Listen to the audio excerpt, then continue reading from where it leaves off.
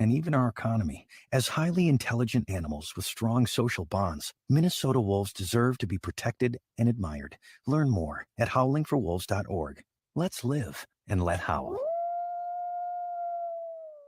As we head towards colder weather, it's important to make sure you're up to date on vaccinations and protected from COVID-19. The Native American Community Clinic is now administering the updated Pfizer bivalent booster. The updated bivalent booster helps protect against the original COVID-19 strain and against newer Omicron variants. And it will help restore protection that has decreased since previous vaccinations. People age 5 and older are now recommended to get an updated bivalent booster dose at least 2 months after their last COVID-19 shot. That means the bivalent booster may be given after a person's primary series or after their last booster shot, regardless of what brand you received before. Even if you've already had COVID-19, you should get vaccinated. Right now, at the Native American Community Clinic, you can get COVID-19 vaccines, including updated boosters, at the same visit as other vaccines. However, if you've received a recent monkeypox vaccine, you may need to wait 4 weeks before you can get a COVID-19 vaccine, and you should discuss this with your provider. Schedule your vaccination appointment with the Native American Community Clinic by calling 612-872-8086. Hey, Cudahy to all my friends and relatives in 4 directions. This is Robert Pilot of Native Roots Radio presents I'm Awake. I'm here to ask you for your support. Finding honest Native-centered news is not easy. But with your support, we're able to provide accurate information about Standing Rock, Line 3, treaty violations, and COVID-19 in our Native communities. Please visit Native Roots Radio Network on Patreon and donate if you can. That's Native Roots Radio Network on Patreon. Pinigigi, and thank you for your support. Hey, Ogimaa, I've been hearing a lot about this term, climate justice. What is that? Climate justice is recognizing that the negative impacts of climate change don't affect all people equally. It also means transitioning from a fossil fuel-based economy to a more sustainable future. MN350 is one of the groups that's pushing for this transition to protect our futures. You can even get involved too. That's great, especially since I'm concerned about pipeline projects like Line 3. How can I help MN350? Just find them on Facebook or visit mn350.org. With a look at your AM 950 weather, I'm Patrick Lulia. A winter storm warning is in effect. Snow continues overnight with a low of 28, then snow on Friday with a high of 31. Crooners Supper Club has the hottest concerts to heat up these cold nights. Crooners is located just north of I-694 off Highway 65 in Fridley. See the concert schedule and the dinner menus at croonersmn.com. Portions of Native Roots Radio may be pre-recorded. It's a good day to be indigenous. Get up, stand up. They are going to become more brutal. Couldn't cut, any cut again. Because all the hippies were trying to be Indians anyway. They're going to become more repressive because it's a matter of dollars and their illusionary concepts of power. Hey, Victor. We must live in balance with the earth. And also with recent happenings at Wounded Knee. I am awake. Welcome to Native Roots Radio presents I'm Awake, and I'm your host, Wakanja Hade. Hey, Buju relatives. This is Ogimaa, Giniw, Ikwe. Today, Robert Pilot had to be away from the show, but I am here hosting with Dr. Anthony Stately, the CEO of the Native American Community Clinic in North Minneapolis, or is it just downtown Minneapolis? Or Franklin Avenue, Minneapolis, I believe. And we're here tonight and plan to talk a little bit about some of the things that have happened with mental health resources and other issues across Indian country as a result of COVID-19, which are things that are kind of still ongoing, even though we're supposedly, according to the government, on the tail end of this pandemic. But I'm sure Dr. Stately would have some more to say about that.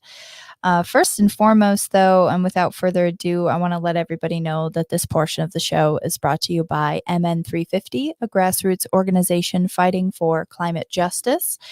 And I also want to let everybody know that, unfortunately, the DIW, Department of Indian Work and Interfaith Action of St. Paul event that was planned tonight at Dayton's Bluff Elementary from 4 to 8 p.m. has unfortunately been canceled. The event was supposed to have COVID-19 shots, boosters, and flu shots, as well as free coats and boots for young people, and walk-in appointments available. But they're working on getting this rescheduled. I'm assuming this is due to the weather. So again, the Winter Resource Wonderland event that was scheduled at Dayton's Bluff Elementary from 4 to 8 p.m. tonight in St. Paul, Minnesota, has been postponed, and they're working on getting a rescheduled date for that. So we will announce it again when it comes through, what is happening with that.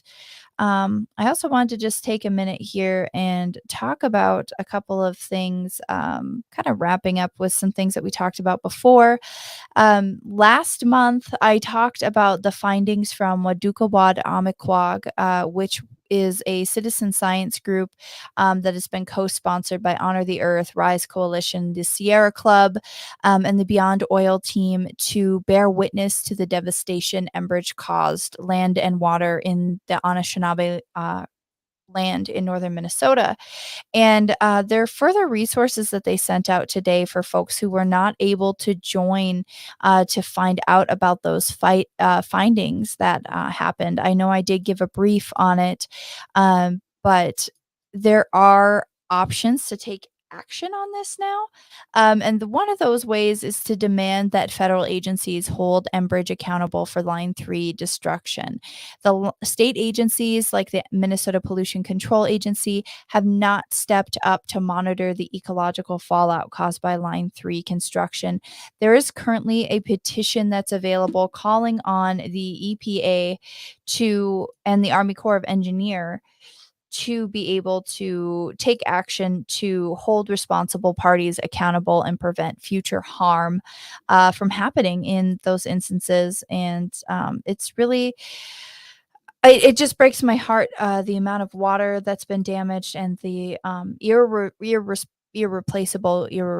irreversible damage that has been done, especially on the Fond du Lac Reservation. They're currently in litigation with Enbridge Energy trying to figure out a settlement for problems that were caused by their water during the construction of Line 3. If you missed it, you can find Wadukawad Amikwag as those who helped the beaver on YouTube, and they have a Line 3 destruction opening panel, and they also have their live findings question and answer portion from their events back in November. They are going to continue their monitoring and advocacy work, and in the meantime, there is a Beyond Oil meeting that is happening on Wednesday, January 11th at 6:30. You can find the meeting for Beyond Oil at sierraclub.org /Minnesota Beyond Oil. And you can sign the petition at act.sierraclub.org/actions. And you can search for it, and it's demand federal agencies hold Enbridge accountable for Line 3 destruction. It is an absolute devastation what's happened here in Minnesota. And I, for one, am interested that people, if you have a heart of being here in Minnesota, that you take that time to sign those petitions, to do that work, to do what you can to help that. So on that note, the other thing that I wanted to bring up is Manchin's Dirty Deal. Dr. Stately, have you heard about Manchin's Dirty Deal? Oh, Dr. Stately. I have not. I've not heard about Manchin's Dirty Deal specifically, but I can just imagine what it has. So Senator Joe Manchin is from West Virginia, and he's a notoriously fossil fuel friendly senator. And he's attempting to latch deregulation and permitting reforms to a must pass defense bill. And he has already failed once at getting what's been dubbed a dirty deal passed earlier this year, but it's still up in the House and the Senate. And you need to call your senators and ask them to vote no on Manchin's dirty deal. The Indigenous Environmental Network lists Senators Warner, Booker, Cantwell, Ossoff, Van Hollen, Cardin, Warnock, and Peters. Again, those are all senators. If you go to Indigenous Environmental Network on social media, you will find a list of them. But the reason that this dirty deal is so dangerous is because, among other things, the bill would automatically approve the Mountain Valley Pipeline, which would override its permitting process and the objections from Virginia senators and the communities around that project. It would cut public comment period for all energy projects projects. The public comment period is an important part of talking with Native communities as well. It would not allow the public to challenge illegal projects in court if they cannot file their lawsuit within 150 days of the decision. It establishes an unreasonably short and arbitrary deadlines for the review of these projects. And there's other provisions to rust permitting processes and greenlight fossil fuel projects. So these are really, really not great things when we're talking about the government in the Biden administration wanting to talk about working with Native people and to talk with us before these projects come up. So if you have time, again, reach out to your senator, reach out to some of those senators that I listed, and give them a call and tell them, don't pass this deal. This is not a good deal for the U.S. It's not a good deal for Native people. It's not a good deal for the environment. In lighter news, I wanted to just congratulate Red Berry woman who was given the honor to create a gown for Miss Minnesota, Rachel Evangelisto, who's a member of the Standing Rock Sioux tribe, and it was for the Miss America stage. So they had an orange dress for her to represent children who endured the boarding schools, and it had a hand-beaded smoked hide for the chest of the gown and the shoulders. It was an upcycled gown. It really was beautiful. So if you get a chance, head over to Red Berry Woman's page and check out that gown, or take a look at Miss America 2023 and what Miss Minnesota was wearing. And then Dr. Stately, do you watch the People's Choice Awards? It's not a regular thing I watch, but I did see a clip from yes, Lizzo amplified Illuminative at the People's Choice Awards. She gave credit to Crystal Echohawk, who was on stage with her, for doing the work to make Indigenous people less invisible. So, Dr. Stately, we just have about 30 seconds left here. And after this next segment, we're going to be talking about how COVID has affected a lot of services available to Native people in Indian country. Absolutely. Yes. So we'll be right back with Dr. Stately here in just a couple of minutes. So hang tight and tune in.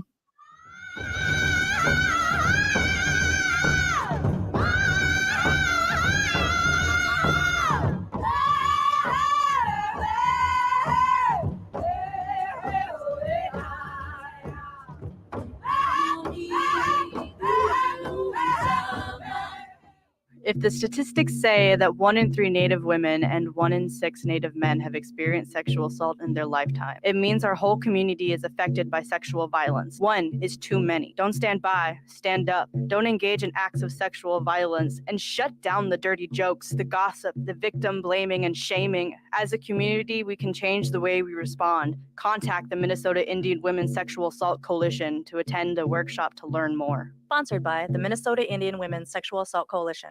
Health insurance that fits my budget? I'm covered. I needed health coverage I could count on and afford. MNsure helped me find a plan that works for me, and they helped me save money. Did you know that most Minnesotans qualify for savings through MNsure?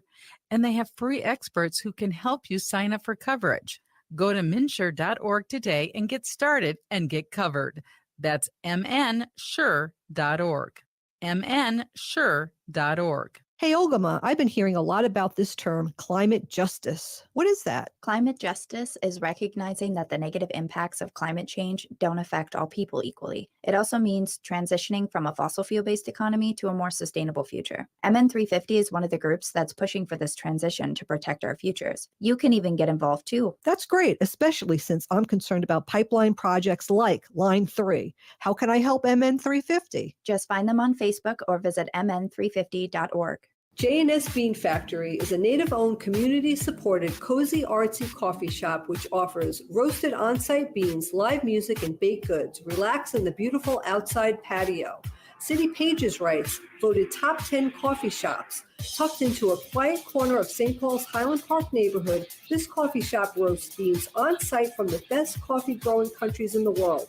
Located at 1518 Randolph Avenue, St. Paul. The good stuff. Bijou. I am Oshawashko Gijig.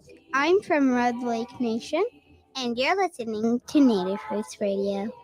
Welcome back to Native Roots Radio Presents I'm Awake. Hey, welcome back, everybody, to Native Roots Radio Presents I'm Awake. This is Ogimaa, Giniw, Ikwe here with Dr. Anthony Stately, CEO of the Native American Community Clinic here in the Twin Cities, where our mother station broadcasts out of.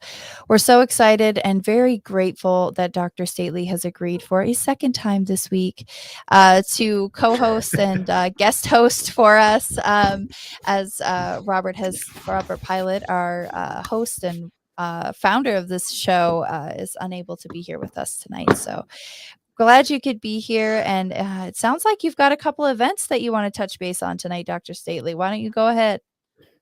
Yeah, well, one event that I want to kind of amplify is an event for that is for the Nikui, I think, language project. I think I texted it to you, but now I can't find it. No, that's okay. I think it's, I'm just looking, and I may butcher this. It's Waikoi Nandagan. Gotta work on your Ojibwe. I gotta work on it really bad, Dr. Staley. But what it is the Dakota and Ojibwe language immersion preschool. Man, that sounds like where I should be attending. Do you think they'd let me go? That's about what level I speak Ojibwe, is preschool level. Well, who could go as your child? I could go with my child. This is true. This is true. Yeah. So on December 29th, they're having an event that is going to happen in the Twin Cities. You can go to their website, which I sent you the information, so you can maybe post it on the page. Yeah, I'll get working on that. And basically, there's a VIP reception the night of the event, which is December 29th. So it's about in 2 weeks from today, actually. And there's going to have, they have an impressive lineup. They have, they're going to have, start with a message from Shayla Reeves, WCCO reporter, and then they're going to talk. And then the Minnesota 2020 Book Award author, Diane Wilson, will give offer some words. She's a Dakota author here in Minnesota. And then Minnesota Supreme Court Justice Ann McCaig from White Earth will also be a speaker. Lisa Bellinger from the American Indian Movement, the executive director, and a cultural educator. She's Leech Lake Band Ojibwe. She will also be a speaker that night.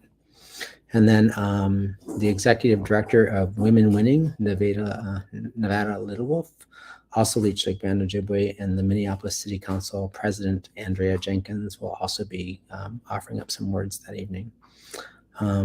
But if you get a VIP ticket, you also get to eat the delicious food prepared by the people of Ogimaa restaurant, which is the best, which has been voted or named by the James Beard Foundation the best restaurant in America for 2022. Pretty fantastic. I hope it would be the best restaurant in America, because it's really the only restaurant, or one of the only restaurants in all of Turtle Island that serves true American food that was here before we were colonized, and food that was eaten here on Turtle Island. Food before it was America. Yes, food before it was America. Exactly. So you would think that would be the number one restaurant in America, right? Right, exactly. However, so if you haven't eaten at Ogimaa, here's a really great opportunity to support a wonderful organization. This is a Dakota and Ojibwe language immersion program for preschool kids, doing some amazing work. Your ticket will be supporting their program, and you'll get to hear some really wonderful people in the community talking about the importance of teaching our children their language early, how important it is how important language is for our cultural life ways, and in supporting that in young children, all the way from early childhood all the way through adulthood. So pretty exciting. And and I don't think a lot of people know this, but I think this was a really important piece of information that is embedded in the press release. And of course, it makes sense to me. There's early research that shows that the children who participate in like a language immersion program, such as Ojibwe and Dakota, that they outperform children who are not in language immersion programs in their academic performance throughout their lifespan. So, well, yeah, that absolutely makes sense. They know 2 languages, and their little brains are able to think in more than one language. So, yeah, it amplifies the ability for them to actually engage in early critical thinking development, which actually improves their overall academic performance throughout their life. So, is that your puppy I hear in the background, Dr. Stately? He is. You know what? Around? He the little stinker. He has pulled Christmas bulb off the tree. I was wondering, it's a familiar sound. We hear that at my house as well. My 9-month-old is just tall enough to pull the lowest bulbs off of the tree, despite the tree being up on like a step bench in our house. So I'm familiar with that sound. I was wondering if that's what it was. Why I took it from him. He's like, yes, that would be it. So that's a really great opportunity to support a really wonderful organization. I got that press release today from my good friend Joel Arkren, who I went to high school with. And I plan to buy a ticket. I might buy a ticket for one of my relatives, and that could be like a little Christmas soiree that we do, our little New Year's soiree, maybe, I think. Ooh, that would be good. I think, Dr. Stately, I think we had Jewel on our show. I know that we've talked about this preschool. Maybe it wasn't Jewel exactly, but it was a teacher from this school with the Little Moments Count group that was here talking about the importance of the first 1,000 days of life, or the importance of the first 5 years. And it was really wonderful to hear about all this work that's being done, and really how culturally immersed these children are. They're not just immersed in the language, but they're immersed in the culture. And I think especially with Ojibwe language, I have experience in that the words themselves, when you're learning the language, teach you the culture. And I believe that a lot of words in Dakota are the same. Yeah, you can't separate the two. Yeah, and I think one of the things that's really important is because we are going to talk a little bit later in the next couple of segments about like some of the challenges that our community has around health outcomes and health disparities and a bunch of other disparities, is like the importance of giving young ones, the best start that they can possibly have, so that they can have better health outcomes and better other social and emotional outcomes later in life as well.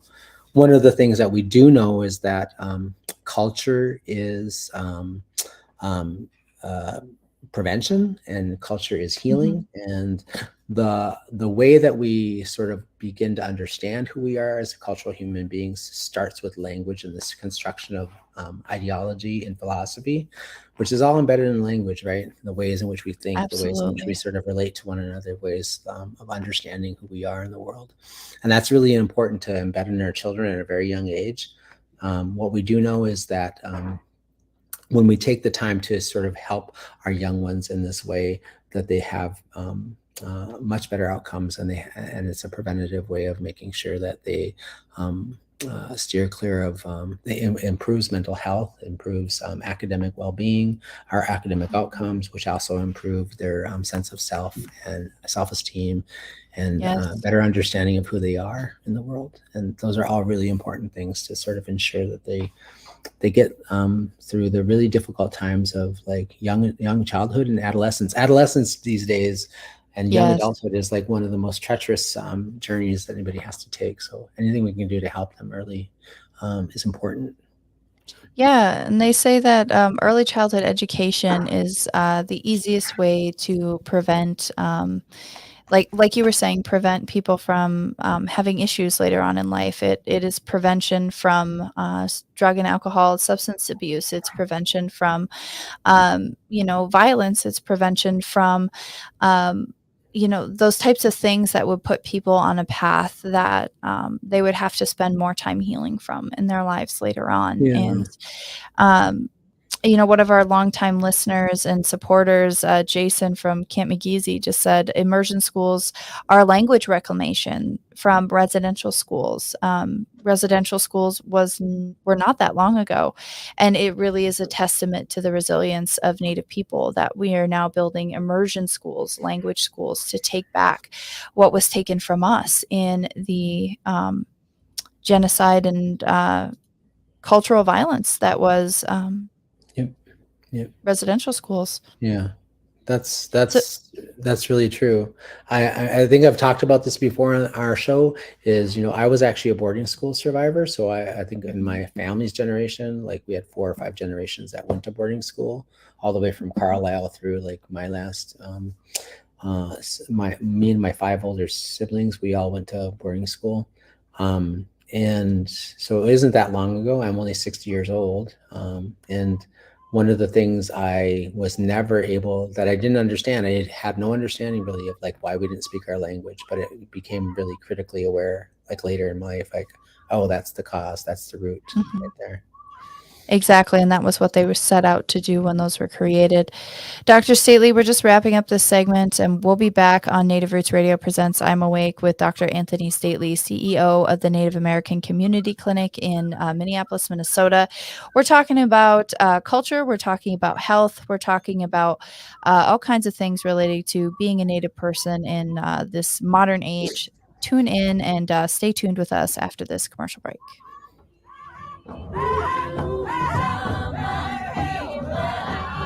As we head towards colder weather, it's important to make sure you're up to date on vaccinations and protected from COVID-19. The Native American Community Clinic is now administering the updated Pfizer bivalent booster. The updated bivalent booster helps protect against the original COVID-19 strain and against newer Omicron variants. And it will help restore protection that has decreased since previous vaccinations. People age 5 and older are now recommended to get an updated bivalent booster dose at least 2 months after their last COVID-19 shot. That means the bivalent booster may be given after a person's primary series or after their last booster shot, regardless of what brand you received before. Even if you've already had COVID-19, you should get vaccinated. Right now, at the Native American Community Clinic, you can get COVID-19 vaccines, including updated boosters, at the same visit as other vaccines. However, if you've received a recent monkeypox vaccine, you may need to wait 4 weeks before you can get a COVID-19 vaccine, and you should discuss this with your provider. Schedule your vaccination appointment with the Native American Community Clinic by calling 612-872-8086. Hey, Wendy, what are we doing for dinner after the show? How about we go to J. Selby's on 169 Victoria Street in St. Paul? They have a delicious plant-based menu that's compassionate and environmentally sustainable. I'm getting their spot-on vegan Big Mac, the dirty secret. You can pick up and they deliver within a 5-mile radius, or you can call them at 651-222-3263 or visit jselbys.com. Well, you sold me, Wen. Let's go order at J. Selby's tonight. I'm hungry. Minnesota has the only original wolf population in the continental United States, and 80% of Minnesotans believe the wolf should be protected. Howling for Wolves is asking Minnesotans to respect our true wildlife manager, the wolf. Their survival is critical to our ecosystems, our communities, and even our economy. As highly intelligent animals with strong social bonds, Minnesota wolves deserve to be protected and admired. Learn more at howlingforwolves.org. Let's live and let howl. Health insurance that fits my budget? I'm covered. I needed health coverage I could count on and afford. MNsure helped me find a plan that works for me, and they helped me save money. Did you know that most Minnesotans qualify for savings through MNsure? And they have free experts who can help you sign up for coverage. Go to mnsure.org today and get started and get covered. That's mnsure.org. mnsure.org. Winter is here, and there's a good chance your home isn't being heated efficiently. And it's likely because of air sealing and insulation problems. Inadequate attic insulation is the leading contributor to high energy bills, cold rooms, and ice dams. Great news, the energy-efficient pros at Snap Construction can fix it all. Stop the heat from leaking out and save. Call 612-333-SNAP or visit snapconstruction.com for your free infrared energy inspection. Install with Snap Construction and qualify for over $750 in rebates and incentives. State and city programs are now offering 0% financing for qualifying insulation upgrades. So call Snap Construction for your free insulation energy consultation and start saving on your energy bills. Call 612-333-SNAP. That's 612-333-SNAP. Or visit snapconstruction.com. Snap Construction is arguably the most well-reviewed insulation and exterior contractor in the metro area. Visit snapconstruction.com. With a look at your AM 950 weather, I'm Patrick Lulia. A winter storm warning is in effect. Snow continues overnight with a low of 28, then snow on Friday with a high of 31. The AM 950 calendar is back along with the new AM 950 poster. They're only available as thank you gifts for our members. To become a member, go to am950radio.com to see how you can sign up. Hi, this is Desi Doyen of the Green News Report and the Bradcast. You're listening to AM 950, the progressive voice of Minnesota. Hi, I'm Jane Fonda, and you're listening to Native Roots Radio. And we're back to Native Roots Radio presents I'm Awake, and this is Robert Pilot. Hey everybody, this is Ogimaa, Giniw, Ikwe from Native Roots Radio presents I'm Awake. I'm here with Dr. Anthony Stately, CEO of the Native American Community Clinic in Minneapolis, Minnesota. And we're here hosting together because Robert Pilot was unable to join us tonight. He's got some official business for his tribe and his nation that he's working on tonight. But we are certainly glad and grateful to be here. And we're talking about health, we're talking about culture, we're talking about language. But on the note of health, I just wanted to let everybody know that this portion of the show is brought to you by MNsure. MNsure can help you find a plan that covers your prescriptions and saves you money. You can visit mnsure.org to get started. So that's mnsure.org. And, you know, if you're a Native person, there are some different options that are available to you when you apply at MNsure. So make sure that you check out what those options might be. There's some things that are built into that program for Native people specifically. Dr. Stately, it looks like you had another event you wanted to talk about tonight. Do you want to take the lead for that? It's an IHS event, also known as Indian Health Service. Yeah, it's actually not an event, but currently right now it's National Indian Health Board actually is working with National Indian Health Board is comprised of all, it's a national sort of advocacy and organization that represents all of the urban Indian health boards across the United States, including the one here in Minneapolis. One of the things that they do is they work really hard to advocate for adequate resources and including fiscal resources, but also research opportunities, the delivery of care to improve services that are delivered to American Indians living off reservation in urban areas at Indian Health, IHS-funded Indian Health Board facilities. One of the things I think they're doing right now is they're trying to work hard to sort of build enough support and advocacy for the Indian Health Service advance appropriations for FY 2024. We're working hard to try and get the current Congress to approve an advance appropriation for the Indian Health Service for FY 2024, which would be coming up in the next cycle. Advance appropriations are really important because one of the things that it does is it helps to prevent any sort of like government shutdowns or the impact of government shutdowns and those kinds of things on the delivery of care.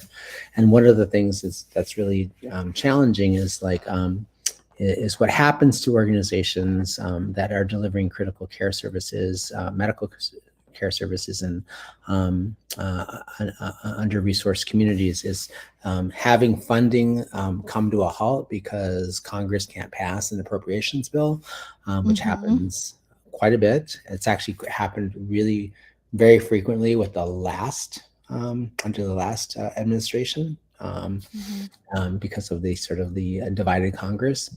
And one of the the things that it does is it just helps to prevent disruptions in services and ensures continuity of service. That's a really important thing because, many of you might know, or if you don't know, it's important to know that, for 20 or 30 years, the appropriations bill or the funding for Indian Health Services remained flat or at a very low rate. Did not keep step no with inflation. increases. No increases Yes. for like 20 or 30 years, right? Which put us significantly back behind a lot of other health systems that support other communities. Indian Health Service is the largest single health service delivery system serving tribal people all across Turtle Island.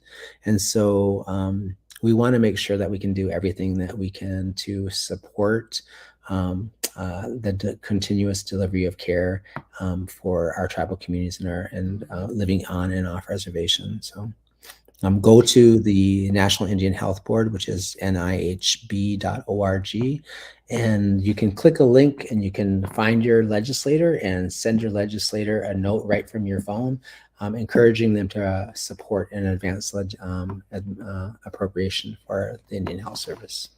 Really important. Yeah.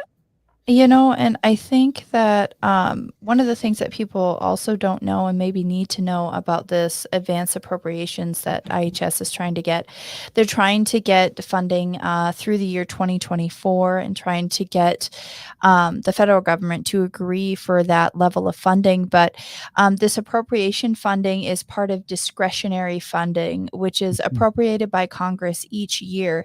And it's different from mandatory funding in the federal government, which means each year the federal government has to go through and vote and decide the annual funding for these programs for IHS. And there are other health programs within the U.S., many other health programs within the U.S.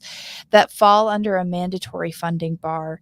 And parts of IHS do, but many of its fundings do not. And I think that's something to think about as well, that there's so much of our funding for IHS that each year the government just simply refuses to put in the mandatory funding category, and that's why these groups like the National Indian Health Board are forced to work so deeply and so frequently to get these future appropriation spending plans in place, because I can't imagine working in those levels within IHS and realizing that each year, especially under the Trump administration, what that level of stress would be, that your funding could be cut. Yeah, it is very stressful. I'm this executive officer of a federally qualified healthcare center, which is we're not an IHS designated clinic.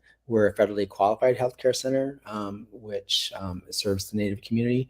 But when I took the helm at NAC in December of 2016, 6 years ago, Trump had just been voted in. And if you recall, like one of the first things he did was he froze a lot of he started sort of kind of like tinkering with, things that people had kind of become accustomed to. Like one thing he messed up really quickly was he did not pass any legislation or didn't agree to any legislation that would support community health centers across the entire nation.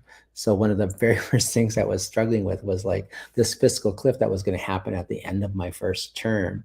So he was refusing to move legislation that would continue to fund safety net clinics all across the United States.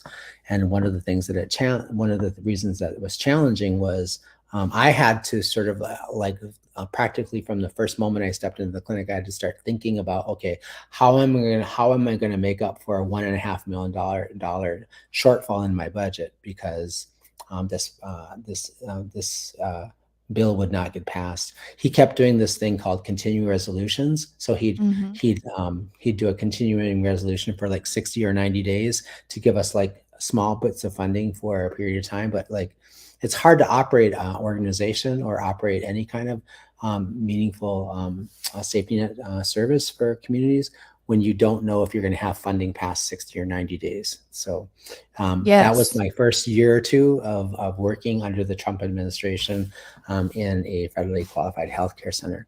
So these things, these appropriations and these decisions about giving continuous funding to organizations, a long pathway, a long road for them to be able to plan accordingly, maintain staff, maintain services, especially in critically unmet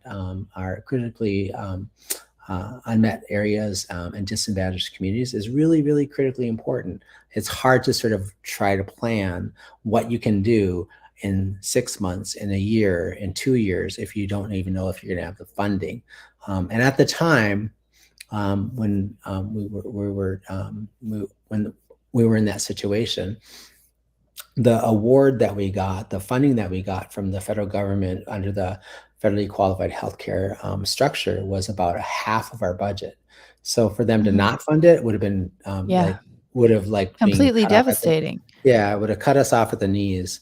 One of the things that it did do for me was that I pivoted and realized, like, I can't rely on this kind of structure for regular funding. So I diversified our funding strategy and our funding platform, and today they only represent like less than 10% of our funding. So Right. Yeah. Well, and under the appropriations too, it's not just departments of health and human services. It also includes labor department and education under that umbrella too. So a lot of the things that are quote unquote wrong in the US and things that people are really fighting for social justice and for change fall under one of those umbrellas. And we can't get guaranteed funding for those each year from the federal government. No wonder that it's so hard to get this work done. Yeah.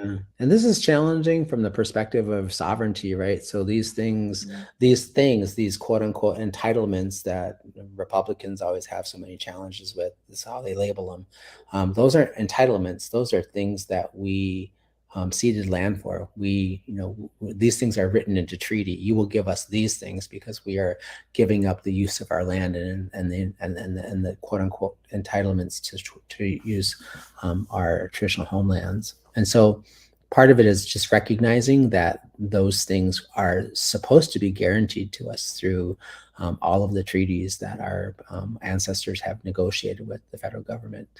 And those things are supposed to be in place for time immemorial. Yes. Yeah, exactly. The land was given in those treaties, and the way that those treaties were understood was that we would be cared for as a people, and that there would be those things set aside for Native peoples. And, there's not a Native nation in the US or in Turtle Island that didn't sign some sort of treaty at some point. And every single one of those treaties at some point has also been broken. And when we talk about sovereignty and why it matters to health service appropriations funding. And this day and age, treaties are still active, breathing documents, and they need to be honored. So Dr. Stately, we're just coming to the end of this segment here, and we've got one more segment to talk about some other awesome things that relate to, again, being a Native and the current culture. You're listening to Native Roots Radio presents I'm Awake. This is Ogimaa, Giniw, Ikwe with Dr. Anthony Stately. We'll be right back after these short messages. Stay tuned. And we're going to howl, right? Yes. Get ready to howl.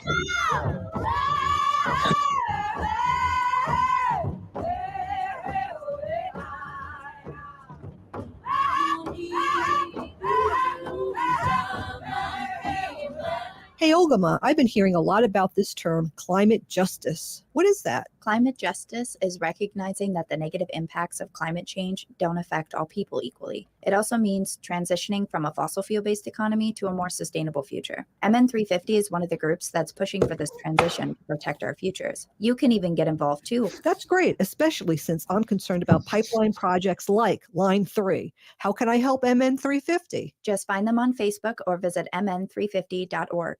J&S Bean Factory is a Native-owned, community-supported, cozy, artsy coffee shop which offers roasted on-site beans, live music, and baked goods. Relax in the beautiful outside patio. City Pages writes, voted top 10 coffee shops, tucked into a quiet corner of St. Paul's Highland Park neighborhood, this coffee shop roasts beans on site from the best coffee growing countries in the world. Located at 1518 Randolph Avenue, St. Paul. The good stuff. Hi, Matt McNeil here. For the last 2 years, AM 950 has been so grateful with all the members who've signed up to support the radio station. And as a thank you, we've sent out the AM 950 calendars. Well, for 2023, get ready for even more thank yous. The AM 950 2023 calendar is ready to go, featuring photos I took around Minnesota. Members who sign up with a one-time $50 membership or a recurring monthly membership of $10 will be helping to support the largest progressive radio station in the state. And as a thank you, we'll send you the 2023 calendar. Brand new this year is the AM 950 National Parks poster. The poster features photos I took of the national parks in various locations in Utah, Arizona, and Colorado this year. If you help support AM 950 by becoming a member with a one-time $99.50 donation or a recurring $25 per month donation, AM 950 will send the poster and the calendar as a thank you. Help AM 950 keep broadcasting the powerhouse progressive lineup you love and help keep Minnesota blue. Go to am950radio.com to sign up as a member, and thank you so much for supporting AM 950, the progressive voice of Minnesota. This portion of the show is supported by Howling for Wolves. Please join Howling for Wolves on Wolf Day, Tuesday, February 7th, 2023 at the Minnesota State Capitol. You can sign up on Howling for Wolves event page. Howling for Wolves, protecting wolves for future generations. Welcome back to Native Roots Radio presents I'm Awake, and this is Robert Pilot. Welcome back, everybody. This is Ogimaa, Giniw, Ikwe, standing in for Robert Pilot with our guest host, Dr. Anthony Stately, CEO of the Native American Community Clinic. And it looks like he also has his kitty, and his screen is a little bit frozen. So thanks to the weather, it's the most wonderful time of the year, and we've been having a little bit of internet and other issues happening throughout the state. Dr. Stately, can you hear me? Are you with us? Your I can head's hear you. moving again. Can you Yes. hear me? Yeah. Yes, I can still hear you. This is Boy Kitty. He Oh, does Boy this Kitty. thing where Okay. he comes down and he flops right in front of my computer when he Oh. wants to be held or loved. Yes. And that is exactly what he's receiving. I would Yeah, want the so same if I were a cat on a day like today. he's gonna get a Snow little bit of everywhere. love, and then it's gonna get shoved off the table here in a second. So. I think they prefer it that way. That's what cats prefer. Yeah. Robert and Wendy already gave us a little bit of a howl, Dr. Stately, but I just want to let everybody know this portion of the show is brought to you by Howling for Wolves, protecting wolves for future generations. Oh, he And I doesn't like also wanted to remind everybody that the Division or Department of Indian Works event for tonight at the elementary school has been canceled. Again, that was an event that was scheduled tonight for vaccines, for COVID, for flu, all of those types of things. And for tonight, it has been canceled, likely due to the weather. And they should be announcing a reschedule of this event. It was supposed to be at Dayton's Bluff Elementary School in St. Paul from 4 to 8 p.m. tonight, and it has been canceled. So follow the interfaith action of Greater St. Paul and the Department of Indian Work to find out when this is going to be rescheduled, or tune in again to Native Roots Radio. We'll announce it when we get more information on the rescheduling. Dr. Stately, we've had a really interesting and in-depth show tonight talking about culture and health impacts and treaties. Angie Vig of Vig Guitars just posted, we're supposed to be cared for under these treaties, and we are the least cared for. And it's really frustrating. But, there are a lot of really great organizations like the National Indian Health Board, like you mentioned earlier, Dr. Stately, as well as the immersion schools here in the Twin Cities that are doing this work. But we have you on our show every week, Dr. Stately, and we don't get a lot of time to talk about, when we're talking about all these health issues, we don't get a lot of time to talk about the great work that NAC does and how people can support them. So we've been doing a lot of talking about this being the season of giving and giving to your favorite Native American organizations. Dr. Stately, does NAC have anything that they're doing for an end of the year funding or giving season drive? Yes, we are. Thank you for mentioning that. That's really thoughtful and kind of you. So Native American Community Clinic is closing out the year for 2022. And we are currently doing a donor drive, a call for donations. One of the things we're hoping to do is raise a little bit of extra cash to support our frontline workers who, of course, have been really really impacted greatly by COVID-19 over the last year or two. We have, they're burned out, they're raw, they're, I was just talking with my board today. Today was my board retreat, and I was telling my board, like, I tell everybody on the planet, everybody that will listen to me, that I have the best staff and the most amazing team on the planet. I know that you all think that you do, but actually it's me. I have the best and most amazing team. And, they show up every single day. They give their heart and their soul, their blood, their sweat, their tears to the work that we do to lift up and improve the health and well-being of our relatives and our community. And, I want to just end the year by giving them a little bit of extra support, a little bit of extra, something nice that they can kind of take home to their families and share the love with them. And we're doing a drive right now. Every dollar that you donate to NAC on our website at nac-healthcare.org, there's a button there you can click and be a one-time donor or a sustaining donor.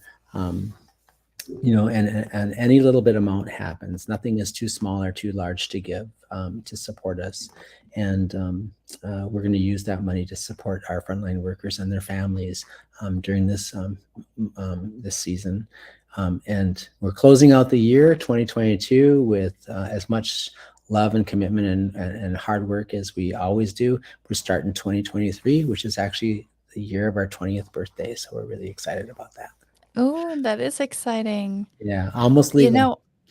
Almost legal. Yeah, you were saying that last week or earlier this week that NAC was almost going to be 20 years old. And that's, 20 years of working Native American Community Clinic is really working towards health equity for Native people in the Twin Cities. And that's 20 years of working towards that goal is something to be proud of. And it's something that is, I think, unique to the Twin Cities here in Minnesota too. There are not very many clinics like NAC who are doing this work in the way that you do. And I just want to give this plug one more time for people who are listening. It's NAC, NAC-healthcare.org, and there's a donate button right there. So if you want to donate to helping their frontline staff workers who have been, working through COVID and having stress and burnout and, just needing to take some of those supports that our community as Native culture calls for, that is what that funding is going directly to support, which is, I think, a unique opportunity for people who are looking to give this season. They know exactly what that funding is going for, and it's something culturally relevant as well. Yeah, thank you so much. I really appreciate the call for support, and I know my staff will really appreciate it as well. I certainly hope so. And I also want to remind people too, if you're a Minnesota relative and you're down the Twin Cities, you can go to NAC Healthcare and they can give you an updated COVID booster. They can give you a flu shot. They can check in with you for, just general health issues. They have a dental clinic. I think do you guys have mental health yet? We do have mental health. We have mental health and chemical health as well, right? Chemical health, yes. We have chemical health. We have a medication-assisted treatment program that provides Suboxone to people who are struggling in our communities with opiate use disorder. And we also have a community health program, which provides a range of services. One of the things we're most proud of is our traditional healing program. We have elders and residents and community healers and spiritual care providers that provide critically important cultural healing services to our communities in a variety of ways as well. So, Absolutely. That's amazing. I am not in the Twin Cities. I live a little bit further north in central Minnesota, and I really wish that there was an opportunity for something like that in my area, something like that here where I live, having an elder resident, somebody that I can go to when I'm not feeling well. So, Dr. Stately, we have just about a minute left. Is there anything we didn't get a chance to talk about you want to just close with? Nope, that's no, thank you for the opportunity to be here. Thank you for the opportunity to be a co-host. I will tell you that, and it's important that everybody else know too, is that we do virtual visits, and we see people from all over the state, not just from the Twin Cities. We have relatives who come down all the way from the northern reservations to get dental work and to see some of our providers for their care. So, don't be a stranger. All right. Next time you're in Minneapolis, swing by. I am going to stop in next time. Again, that's nacc-healthcare.org. Thank you, Dr. Stately, for joining us tonight on Native Roots Radio Presents I'm Awake.